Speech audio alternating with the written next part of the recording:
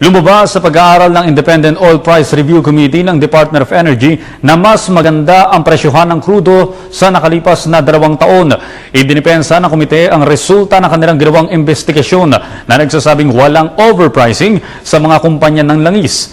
Ayon kay Committee Head Dr. Benjamin Diokno, base sa kanilang pag-aaral ay sumasabay lamang ang presyohan ng lokal na merkado sa presyohan ng langis sa mga karatig bansa. Dagdag pa ni Diokno, gumagana na ang oil deregulation law. Paliwanag pa ng komite, kumpara sa ibang uri ng negosyo tulad ng gaming o casino, hindi hamak na mas maliit ang return of investment ng mga oil companies. Sa iba pang balita, 5 Korean nationals ang kinasuhan sa paglabag ng Mining Act of 2001 dahil sa patuloy na pagsasagawa ng pagmimina ng black sand sa Barangay Punta, Apari, Cagayan.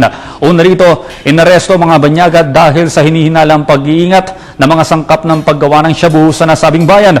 Pero natuklasan ng pulisya ng mga kemikal na nakuha sa kanilang container van ay ginagamit sa pagsusuri o pagkaklasify ng itim na buhangin.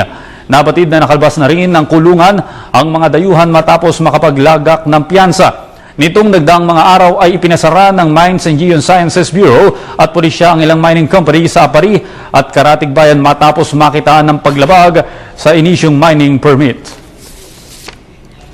Samantala, mas magiging agresibo na umano ang pambansang pulisya sa kanilang kampanya laban sa kriminalidad. Inihayag ni PNP spokesman Chief Superintendent Generoso Servo na batay naman sa direktiba ni PNP Chief Director General Nicanor Bartolome, mas pinaigting ng pulisya ang kanilang presensya sa mga crime-prone areas sa Metro Manila. Aminado ang pambansang pulisya na mas mapangahas sa mga kriminal na umaatake ngayon sa kanilang mga binibiktima kahit ito'y simpleng pagnanakaw lamang ng cellphone o snatching. Paliwanag ni Servo kung pagbabatayan ang mga napapanood nila sa mga balita na nakukunan ng CCTV, sadyang napakatapang na mga masasamang loob na gawin ang kanilang pakay at sukdulang pumatay pa ang mga ito sa walang kalabang-labang mga sibilyan.